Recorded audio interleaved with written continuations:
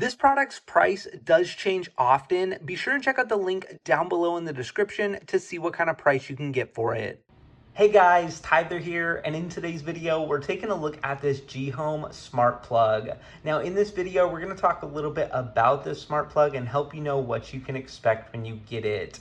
Now this is the plug right here. You'll notice it does have a little bit of thickness to it, but it does actually have that third prong, which I really like a lot. So if you are using an appliance or something that needs to use that third prong, you do have that option with this smart plug, and you will need that option on your outlet, as it does require it on the back side as well. Now I wanted to show you, as far as this smart plug goes, I like that they included a power button here on the side. So if I need to go ahead and just simply turn it on or off, I can simply just hit that power button, and I can also connect it to a variety of different services. Now some of those services being voice assistants. As you can see, the box right here says voice control smart plug. You could actually connect this to some kind of application or service that can use voice control, which would be really cool to control the smart plug from my voice. Now I also wanted to mention there are other services that you can actually use your phone for and control it with an app. So if you guys are interested in any of those, be sure and